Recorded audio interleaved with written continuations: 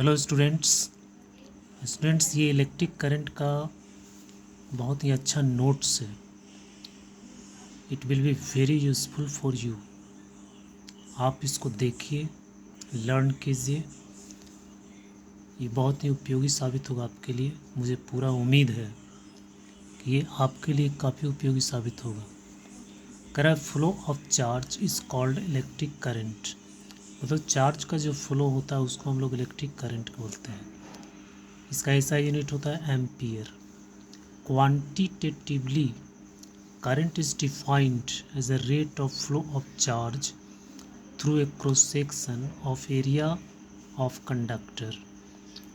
मतलब क्वांटिटेटिवली जो होता है वो करंट जो होता है वो क्रॉस सेक्शनल एरिया से पास करने वाले चार्ज का रेट ऑफ फ्लो होता है। I is equal to D Q बटा डी टी। एवरेज करंट होता है I is equal to delta Q बटा डेल्टा टी। डेल्टा क्यू क्या है? टोटल चार्ज है। डेल्टा टी क्या है? टोटल टाइम है। तो 1 ampere is equal to 1 coulomb बटा 1 second. Instantaneous current is the current at any point of time. मतलब किसी एग्जैक्ट टाइम में जो करंट होता है उसको बोलते हैं इंस्टेंटेनियस करंट। और ये एवरेज करंट का ये क्या होता है? लिमिटिंग वैल्यू होता है। तो I equal to delta Q बटा डी क्यू बटा D T. If current is function of time, current अगर फंक्शन के अनुसार वैरी करता है तो चार्ज का ये वैल्यू होता है। इसको हम I D T I integrate कर देते हैं। If I T graph is given then delta Q equal to area अंदर करंट आई टी ग्राफ में।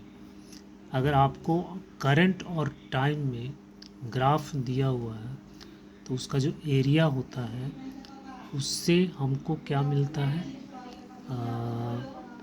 उससे हमको क्या मिलता है? चार्ज मिलता है। Drift velocity, the average velocity with which free electrons get drifted towards the positive ends of the conductor under the effect of electric field is called drift velocity. मतलब conductor में जब चार्ज फ्लो करता है, conductor में जो charge flow करता है तो वो डायरेक्ट फ्लो नहीं करता है, वो थोड़ा थोड़ा ड्रिफ्टेड होते जाता है ना, इलेक्ट्रिक फील्ड के इन्फ्लुएंस में। तो उस वेलोसिटी को हम लोग बोलते हैं ड्रिफ्ट वेलोसिटी। और drift velocity equal to minus E by E tau by M होता है। टाउ है रिलैक्सेशन टाइम, एम है मास ऑफ इलेक्ट्रॉन। टाउ मतलब average time between two successive collisions. Electron जब बेटा फ्लो करता है तो वो एटम से या खुद इलेक्ट्रॉन से वो टकराता है, ठीक है। तो उसमें जो है उसका कुछ टाइम इलैप्स हो जाता है उसके मूवमेंट में, उसी को बोलते हैं हम लोग relaxation time. Relation between current and drift velocity. मान लो ये एरिया ऑफ क्रॉस सेक्शन है, ये जो इलेक्ट्रिक फील्ड है, यहाँ पे ये फिगर बना हुआ है। बी डी ड्रिफ्ट वेलोसिटी है तो लेंथ ऑफ कंडक्टर क्या हो जाएगा? Velocity into time. Volume of conductor क्या हो जाता है? Area into length. तो number of free electrons in this volume हो जाएगा एन। एन क्या है? Number of free electrons per unit volume. मतलब यूनिट वॉल्यूम में कितना इलेक्ट्रॉन है? एन है। Charge passing through area A in time delta T. इसमें इतना चार्ज जो है आपको पास करता है।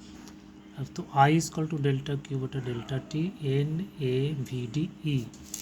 आई equal to N E A V D, यही रिलेशन है। ये ड्रिफ्ट वेलोसिटी और करंट के बीच का ये रिलेशन होगा। अब है बेटा current density. Current per unit area is called current density. मतलब यूनिट एरिया में जितना करंट होता है उसी को बोलते हैं करंट डेंसिटी। अब करंट डेंसिटी और ड्रिफ्ट वेलोसिटी में ये रिलेशन है, J equal to N E V D. I हो गया करंट। अगर कांस्टेंट करंट है तो drift velocity cross sectional area के इन्वर्सली प्रोपोर्शनल होता है और करंट डेंसिटी भी क्रॉस सेक्शनल एरिया का इन्वर्सली प्रोपोर्शनल होता है।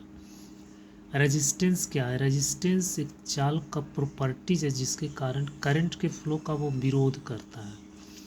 इसको आर से नोट करते हैं। इसका यूनिट होता है ओम और इसका डायमेंशन होता है ये ओम्स लॉ। अगर टेम्परेचर कांस्टेंट है तो किसी कंडक्टर से प्रवाहित होने वाली जो धारा है वो कंडक्टर के सिरों के बीच के पोटेंशियल डिफरेंस के प्रोपोर्शनल होता है। डेट इज़ भी प्रोपोर्शनल आई और भी equal to I into R. तो बच्चों ये ओम्स लॉ हो गया। अब ये इसको आप उसको पढ़िए, ध्यान से याद कीजिए बेटा। और भी जो है इसका पूरा हम तैयार करेंगे नोट्स। ये आपके लिए काफ़ी उपयोगी साबित होगा। सो इसको देखने के लिए आपको बहुत बहुत धन्यवाद।